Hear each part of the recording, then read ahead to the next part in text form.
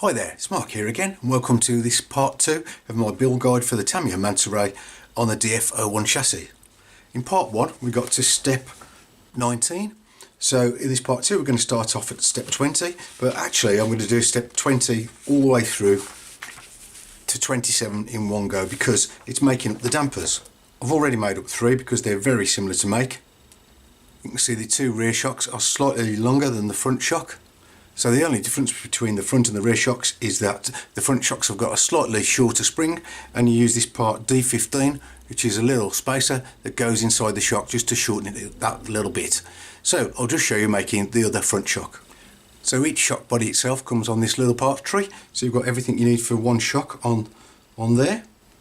So these are all the parts you need. You've got the 2 little red O-rings, you've got a little D2 spacer, shock cap, the preload adjuster, which is part D8, and then you've got the little 2B8 screw that you just need to put in there. I'm going to start off, get the shock body. I like to put just a little bit of Tamiya grease into the bottom hole just to lubricate those O-rings. So you put your first O-ring in, a little bit of grease, a little spacer D2, more grease, your second O-ring, then simply screw on your bottom cap, but don't do it up tight at the moment until you get the piston through. So get your piston rod, make sure you put that part D15, the spacer, onto the bottom, and what I like to do, a nice little tip, is just poke this in till it plugs up the bottom of the shock body, then get your shock oil and simply squeeze that in underneath the piston and fill it almost to the top. And that's done, just push that down, and that reduces the amount of air that gets trapped underneath that piston as it goes in. You see there's maybe a couple of little bubbles there. Just wait for those to rise to the top and then we'll just top this up. Okay, then fill it almost to the top now, and then you've got your diaphragm that goes in the top, or your black cap there, and if you filled it right to the top, look, you'll get a bit of seepage there. Just wipe that off. You do want that to happen because it shows that you've got the shock completely filled with oil, and then simply screw on your top cap, and then you can tighten the top up against the bottom like so. Don't go too mad though, because the threads will kind of jump over if you do it too tight. Then that's part D4, which is the eye for the bottom, and screw that onto the thread. And if you need to hold on to the piston bar with any pliers, make sure they've got no serrations in or teeth, because otherwise you'll ruin the shaft or the shock. Then you've got part D8, just slide that on, and it says leave about 5mm gap from the top, but you can adjust the preload later, so get it somewhere near. That looks about 5mm to me. Give that little 2x8 screw a little nip up, put on the spring, and then the bottom cap, which is part D1, just slots into place, and it's as simple as that. Make 3 more. Step 23 shows how to fit the rear dampers, and step 27 shows you how to put the front ones on. It's exactly the same. I'll just show you doing one because, like I say, they go on exactly the same procedure. For each shock you'll need the bright longer step screw and the darker short step screw and 2 washers. Make sure you put the longer shocks on the back, mount the tops with the darker step screw, goes through the top, put on your washer, and that mounts into this hole here on the shock tower. You can put a bit of grease onto these step screws if you want to, and then it's the bright step screw, goes through the bottom hole, and again a washer onto that, and we fit that into the middle hole in the bottom wishbone. And don't go crazy tightening this up too much because these plastics are very soft. So that's the one. I'll just fit the other side like so, and it should look like this when you've finished. And just get the front ones on.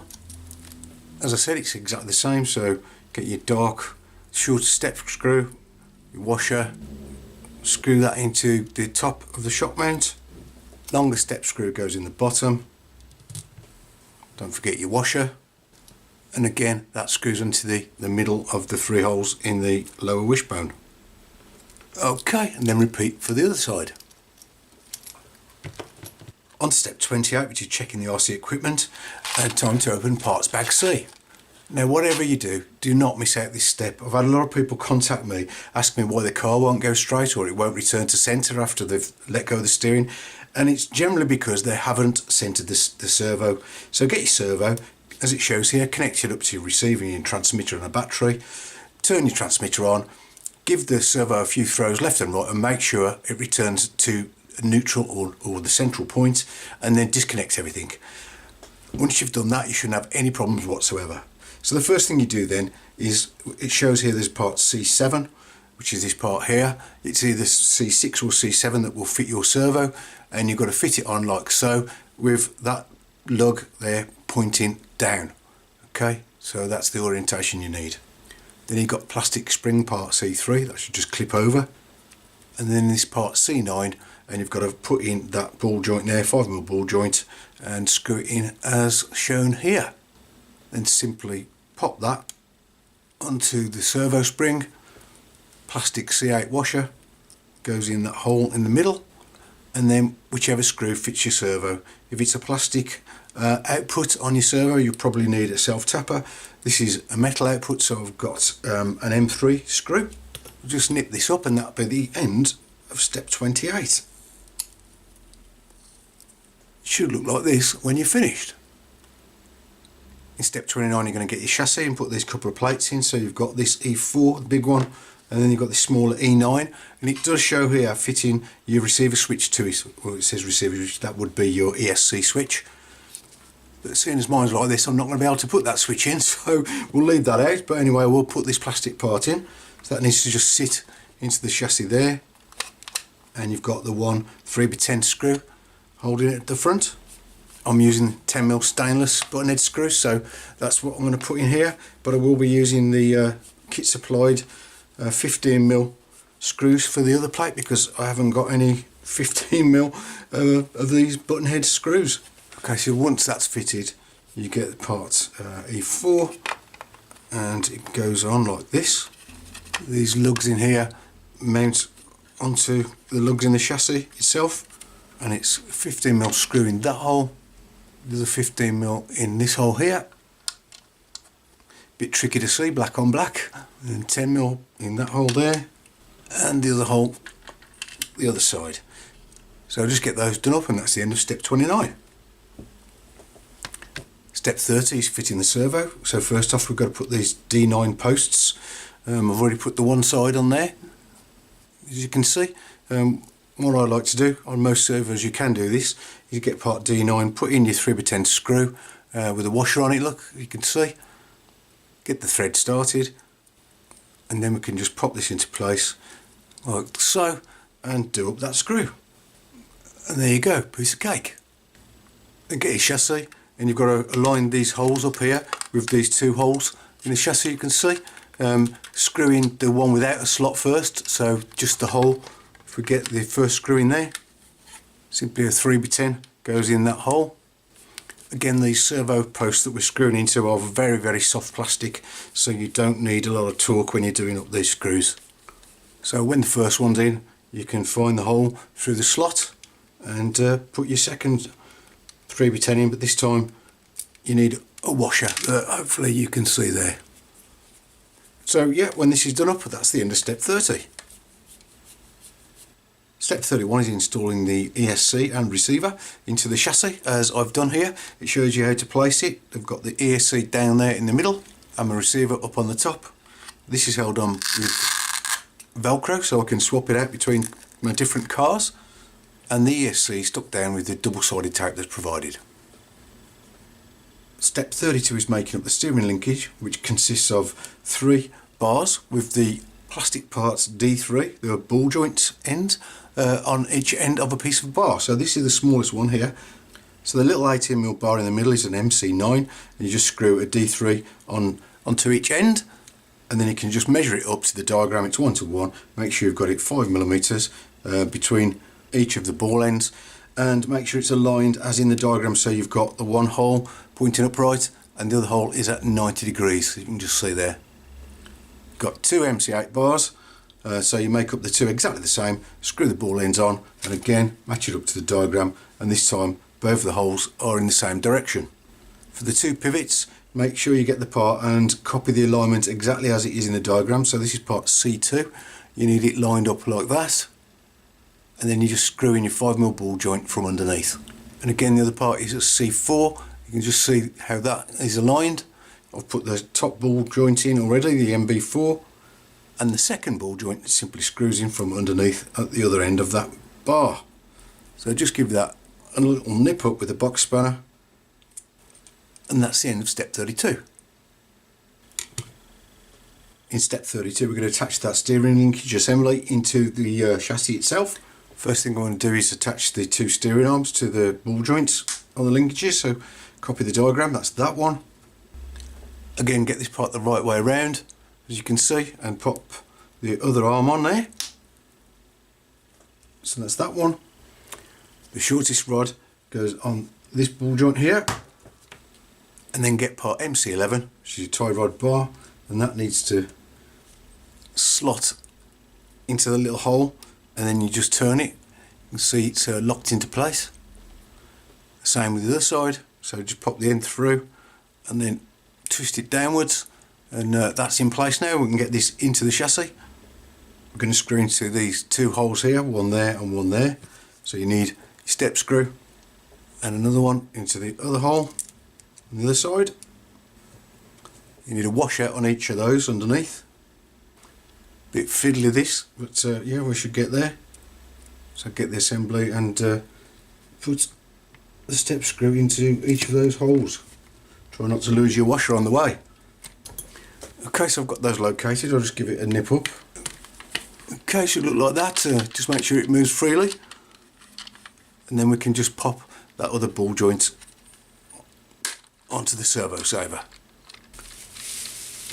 On to step 34, where we're just going to attach the gearbox. It's just 4 3x10 screws. So get your gearbox, and it just simply lines up with those holes, and we'll just drop the screws in. As I said, I'm using those hex head screws. Drop one in each of those two holes there. I'll just get them started. I won't do it all the way up yet. Okay, so flip it over, and then we've got these two holes here, and another two 3x10 screws.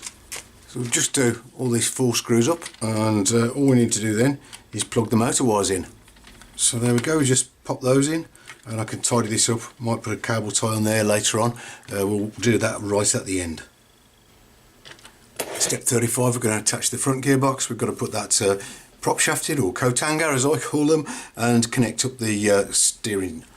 So you just need the 3 3x10 screws in this step. Get your prop shaft and pop it into the rear drive like so. Pop the other end into the front drive. It does sort of click into place, and we've got these 3 holes for the screws.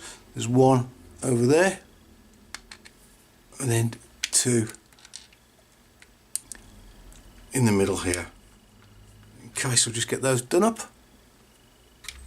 So then we've just got to pop on the tie rod ends to the steering knuckles.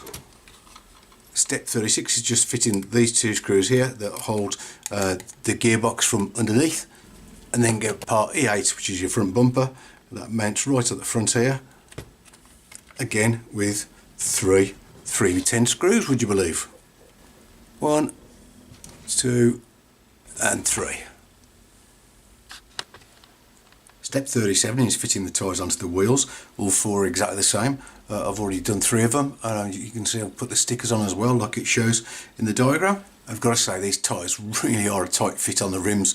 As it shows in the diagram, you don't need any cement or glue, but you do need to fit them the way it shows, which is putting the wheel into the tyre kind of sideways. I'll just show you that on the last one now. I'm not sure you'll be able to see on the video, but make sure you've got the lettering that says Tamiya Super Gripper on the outside or facing towards you. Get your wheel and basically put it into the tyre like so. So just pull the outside edge and you'll get it like so, and it's inside now. And now all we need to do is to twist the wheel inside the tyre. So grab hold of one side and then just turn the wheel.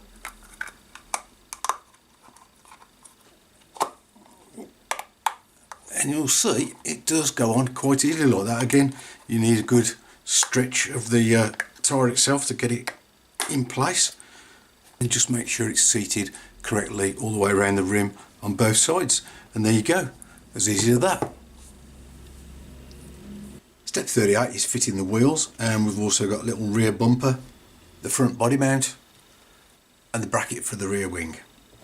So the bracket for the rear wing goes on these top two holes here on the top of the shock mount, fits on like so, and it's just two 3x10 screws. So that's a nice simple job. Just a reminder that the plastic on this bracket is very soft, obviously because we don't want it to break in an impact, so it's quite bendy, and therefore do not tighten up the screws too much, else you'll strip the threads out. Then it's the little rear bumper again with a 3x10 screw, and you've got this tiny little spacer or shim. It's not a washer, so just be careful of that. I think it's made of aluminium. Just match it up with a diagram, put that on your screw, fit it in the hole on the little bumper, and that just attaches to this bracket here. And that's screwing into the hard plastic of the rear gearbox, so you can tighten that one up a bit more. And then it's another 3x10 screw, and you've got that hole in the centre there on the front gearbox that we're going to screw the little plastic body mount to, which is part E2. And the fitting of the wheels is the same obviously for all four wheels. So take my pin out, get your bushing or bearing, push it into the hole. Then you've got your tiny little 2x10 pin that goes through the hole in the wheel shaft. Your 12mm hex, which is part A1. Just get that on, make sure that it's fitted correctly over the pin. Any wheel will do, they're all the same. Pop that on, make sure it's located on your hex, and then fit on your 4mm flange locking nut. There you go, and as I said, all four wheels are fitted in the same way. And the last step of building the chassis is step 39, which is simply fitting part E6, which is the rear mount for the body, part E11, which is the battery clip, and fitting the antenna pipe if you're going to fit a long antenna, which I haven't got on mine, so I'm just leaving mine underneath the body. So there's the rear body mount, simply 10mm screw and a washer. E11 is your battery clip, you just pop that up from underneath and put your R clip in. And that, my friends, is the chassis finished. Just zoom out so you can see it in all its glory, and what a marvellous chassis to put together this was. It's quite simple. I think you could do this if you're a beginner. If like me you've built lots of them, it was still a really enjoyable build. And I've got to say, just a drop test, that is really plush. That suspension is spot on. Looking forward to getting this going. So obviously on the next one we're going to be doing the bodywork, but for now that's the end of part 2. Thanks for watching, and I hope to see you on the next one. Bye.